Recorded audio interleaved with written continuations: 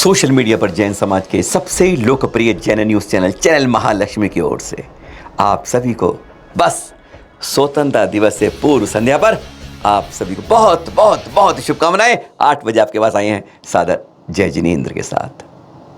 कल पूरा देश 140 करोड़ भारतीय यही नहीं विदेशों में बैठे बैठे राष्ट्रीय ध्वज फहराएंगे, एक गीत गाएंगे देश की आज़ादी के लिए। बहुतों की लंबी सूची है, इंडिया गेट में सबके नाम छपे हैं और ऐसे ही बहुत जगह उकेरे हुए हैं। पर कभी आपने सोचा है, मंथन किया है कि जैनों के नाम क्यों नहीं आते हैं? क्या जैन ने किसी ने आहुति नहीं दी इस महाकुंड आज़ादी के अंदर? आज आपको ऐसे 5 गाथाओं का नाम बताएंगे। अगर किसी से पूछेंगे ना आप, तो एक भी जैन युवा भी नाम नहीं बता पाएगा कि जैनों के अंदर ऐसे हैं जो फांसी के तख्ते झूल गए थे, जिनको गोलियों से भून दिया था। आज ऐसे 5 नाम आपके सामने देते हैं। गर्व करिए अपने जैन कुल पर कि यहाँ पर भी ऐसे हैं। जरूर इतिहास की किताबों में नहीं पढ़ाते हैं, ना स्कूलों की कक्षा में पढ़ते हैं, ना कहीं इतिहास में इसको दोहराया जाता है, पर आज के सामने उन 5 का नाम गिनाया जाता है। घर के सामने लटका दिया फांसी पर। कौन थे? लाला हुकुमचंद जैन कानूनगो, सेठ, अरबपति थे। उनको पास ना 1816 में जन्म हुआ था उनका, और तब थे बहादुर शाह जफर सम्राट थे दिल्ली के अंदर, जिनकी सल्तनत चलती थी। उसमें इनको हांसी और करनाल का प्रबंधकर्ता बनाया हुआ था, साथ में करनाल का। अंग्रेजों का आक्रमण हो गया था, ईस्ट इंडिया कंपनी आ चुकी थी, अब वह खदेड़ रही थी हर जगह से। यह पहुंचे करनाल से लेकर, हांसी से लेकर सीधा दिल्ली के अंदर। बहादुर जफर सम्राट से बात की कि आप अपनी सेना को गोला बारूद लेकर चलना शुरू कर देना, और मैं उधर से सेना बना के लाऊंगा और हम अंग्रेजों को खदेड़ देंगे। सम्राट ने कह दिया, ठीक है, हम गोला बारूद लेके तुम्हारा इंतजार करेंगे और तुम लेके आना, हम भी इसके साथ में 2 तरफा हमला देके हम बीच में उनको सैंडविच बना के ख़त्म कर देंगे। सेना बनाई इन्होंने। सेठ लाला हुकुमचंद, इन्हें कानून में जानते हैं, गूगल में सर्च करिएगा पूरे मिल जाएंगे, वैसे आपको नाम नहीं मालूम होगा। हाँ, सेना लेकर आते हैं, छोटे छोटे युवाओं की सेना के लेकर आते हैं और फिर दिल्ली पहुंचते हैं और अंग्रेजी सेना पर पिल पड़ते हैं। छोटी सी सेना और हाथी जैसे भारी पर। इंतजार करते रहे कि सम्राट की सेना आएगी, सम्राट की सेना नहीं आई। धोखा दे दिया इन टाइम पर। इनके बहुत सारे युवा लोग वीर गति को प्राप्त हुए। बाद में ये हमेशा खून से पत्र लिखते थे, उनको भी खून से पत्र लिखा, और बाद में जब अंग्रेजों ने उस सम्राट की फाइलें देखी तो इनके खून के पत्र लिखे हुए पकड़े गए और उन्हें गिरफ्तार कर लिया। जिसने गिरफ्तार किया, साथ में 13 साल का भतीजा फकीर चंद जैन भी साथ में था। बेचारा कुछ नहीं, उसको भी साथ में गिरफ्तार कर लिया। अदालत में बहस चली, वो तो मालूम था कि फांसी मिलेगी, बिल्कुल थी, लेकिन उस बालक को अदालत ने बरी कर दिया। 2 महीने बाद इनको इनकी कोठी के आगे फांसी पर झुला दिया, और साथ में उस 13 साल के नौनिहाल को भी, जिसका कोई कसूर नहीं, कुछ नहीं जानता, फतेह चंद को भी उसी फांसी पर लटका दिया गया। इनका 9000 एकड़ जगह, 9000 एकड़, 400 तोले सोना, 3300 तोले चांदी, हजारों सिक्के मोहरे सब लूट ली गई। ऐसे खरबपति थे, आगे उसी मकान के आगे झूल गए फांसी पर। उफ नहीं हुई, देश के लिए, वतन के लिए, भारत के लिए मौत को स्वीकार कर लिया। ऐसे थे लाला हुकुमचंद जैन कानूनगो। और उस युवा का फांसी के झूलने के बाद भी 3 दिन तक दहशत बनाने के लिए लटकाए रखा शव, अमरचंद बंटिया जी, युवा शहीद। रानी लक्ष्मीबाई का नाम तो खूब सुना है आप लोगों ने, खूब लड़ी मर्दानी वह तो जा। उनके तात्या टोपे के नाम सुना है, पर तात्या टोपे के राइट हैंड थे अमरचंद बंटिया जी जैन। नहीं जानते होंगे आप लोग उनके बारे में। 5 माह तक जब लड़ रही थी लक्ष्मीबाई और तात्या टोपे, अपनी सेना को वेतन नहीं दे पाए, अलग बात, अब राशन और पानी के, यानी खाने पानी के लाले पड़ गए। अमरचंद बंटिया जी कोई सैनिक नहीं थे, वह पूजा पाठ करते थे, सब कुछ आराम से करते थे। एक आदमी आया उनके पास और बताने लगा कि बंगाल की रेजिमेंट ने 700 लोगों को सरकार, अदालत और अंग्रेजों ने मौत के घाट उतारे। क्यों? उन्होंने कह दिया गाय हमारी माता है, हम बैल के ऊपर चढ़ के आक्रमण करने नहीं जाएंगे। और हजारों को इसलिए मार दिया कि सूअर की चर्बी वाले गोलियों को पहले छीलो तब उसे लगाना होता था। कहते हम इस तरह नहीं करेंगे। यह सुन के ही उनका वहीं पर खून खोलने लगा अमरचंद बंटिया का। ऐसी बात है, और वो बस लड़ने को तैयार हो गए। और फिर क्या बात थी, पता चला कि रानी लक्ष्मीबाई के पास खाने पीने का, उनकी सेना के पास कुछ नहीं है। 5 माह का वेतन उन्होंने अपने खजाने से निकाल कर दे दिया। लो जाओ और अपनी सेना को रखो और तैयार करो अंग्रेजों से लड़ने के लिए। कहते हैं जब तक खाना पानी नहीं हो तो उसको पहचानने वाले अमरचंद पटिया थे। यही नहीं, महारानी बेंजाबाई, बस उनकी भी हालत यही थी। उनके भी सैनिकों को 5-5 माह तक वेतन नहीं मिला था।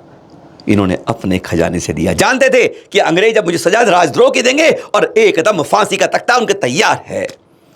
रानी लक्ष्मीबाई खूब लड़ी, वीर गति को प्राप्त हो गई और उनके 4 दिन बाद भटिया जी को गिरफ्तार कर लिया गया। ज़्यादा देर नहीं लगाई, कोई न्याय अदालत नहीं चली और फांसी के तख्ते पर लटका दिया शव। 1 मिनट, 2 मिनट, 1 घंटे, 1 दिन, 2 दिन, 3 दिन तक दहशत बनाने के लिए अंग्रेजी हुकूमत ने लटकाए रखा शरफ कि जान लो इसकी सजा क्या होती है। पर वीर थे ऐसे कि इन्होंने कहा कि कट जाऊंगा, मर जाऊंगा, पर मैं खजाने अपने खोल कर रहूंगा।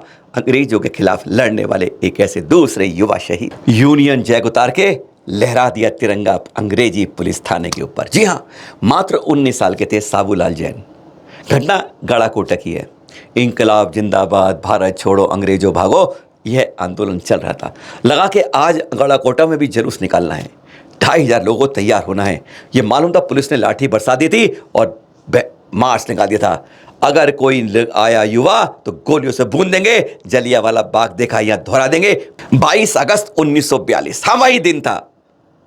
हर युवा बाहर निकल रहा था। सामने से अंग्रेजी फौज आ गई थी, डंडे बरसाने लग गई थी। 2500 की पब्लिक अब पीछे हटने लगी थी। डंडों के बाद मालूम था कि गोलियां बरसेंगी। तब साबूलाल जैन 19 साल का बालक, उसने साथ में अपने 3 साथी पकड़े। कहा उस अंग्रेजी थाने के ऊपर झंडा लहरा के आएंगे, जो यूनियन जैक है उसे उतार के आएंगे। सामने से सीधा हुक्म हो रहा था, जो आगे बढ़ा गोलियों से भून देंगे। उसने तिरंगा उठाया साबूलाल जैन ने। 2500 की पब्लिक से चीरता हुआ पीछे से आगे निकल आया, चढ़ गया थाने के ऊपर। गोलियां चलती रही। उसने कहा इस जैक को उतार दूं, उसके बाद अगर सीने में लग जाएगी तो कोई फिक्र नहीं। उसने जैक उतारा, नीचे फेंका और तिरंगा लहरा दिया। कहते हैं उसके बाद उसके सीने से 10-12 गोलियां आर पार हो गई। उसने वहीं वंदे मातरम कहते कहते माथे को तिलक लगाते हुए रजभूमि को तिरंगा पकड़े पकड़े शहीद हो गया। ऐसे होते हैं जैन जिनका इतिहास आज कोई गाथा नहीं गाता है। फौलाद सा सीना खोल दिया, लगाओ गोली और मार दो, कर दो आर पार। जी हां, 20 साल का उदयचंद जैन। मंडला के नर्मदागंज में जुलूस निकलना था आज़ादी का। मात्र 1947 से पहले के 5 दिन पहले की तो बात ही है। जुलूस निकालना है, अंग्रेजों को भगाना है और इंकलाब जिंदाबाद चलना शुरू करना है। जुलूस चलेगा और जिला अधिकारी के आके जाके घेराव करना है उस डीएम के ऑफिस का, अंग्रेज शासन का। जिला अधिकारी ने संकेत कर दिया था, फौज तैयार हो गई थी, लड़ाई के लिए बंदूकें निकल चुकी थी कि लगातार गोलियां बरसाई जाएंगी। डंडे तो चल ही रहे थे, पर डंडों को खाते खाते जुलूस पड़ रहा था। अब जिला अधिकारी के पास में आगे कौन जाएगा? वहां से चेतावनी थी। लोग ठिठक के थोड़ा 2-2 कदम पीछे हो रहे थे। उदयचंद जैन मात्र 20 साल का बालक आगे बढ़ा। जब उसने देखा कि अगर ठिठक गए तो हमारा जुलूस बिखर जाएगा, आजादी के फौजा के रूप में आजादी क्रांति करने वाले बिदक जाएंगे, आज डंडों की मार खानी है, वह आगे बढ़ गया। सबसे आगे तिरंगा लेकर आगे खड़ा था कि सामने से आवाज आई, अगर 1 कदम आगे बढ़ा तो चीर देंगे तेरा सीना। उसने कहा मंजूर होगा। वह और बढ़ते हुए भागा आगे। जब भागने लगा पब्लिक उसके पीछे थी। अब 2500 का जुम उसके पीछे था। वह 10-20 कदम आगे चल रहा था। उसने कहा कि गोली आएगी। उसने कमीज फाड़ी और खींच के बटन तोड़ के सीना खोल दिया। कहता अगर गोली मारनी है तो इस सीने को पार करने को तैयार हूं। और उसने सीना खोल के खड़ा हो गया। ताबड़तोड़ कितनी गोलियां लगी यह नहीं कहा जाता। चंद मिनट बाद वह ढेर हो गया था, पर सारा का सारा जुलूस जिला अधिकारी के ऊपर पहुंच चुका था। वह था उदयचंद जैन, मात्र 20 साल का युवा, जिसने वहीं एक बार में 2500 लोगों के उत्साह भरने के लिए अपने प्राण यूं ही देश के लिए न्यौछावर कर। और अब वह नाम जो इतिहास के पन्नों में मिटाया नहीं गया, इसका इतिहास ही जला दिया गया। वैसे एक कर्म शोधा अर्जुन लाल सेठी, जन्म हुआ था जयपुर में, कर्मस्थली बना दी थी अजमेर के अंदर। कहते हैं सुभाष चंद्र बोस के साथ जो चलते थे, जिन्होंने चंद्रशेखर आजाद को कई बार अंग्रेजों से बचाया था, छिपाया था, तब लेके उन्हें क्रांतिवीर बने थे।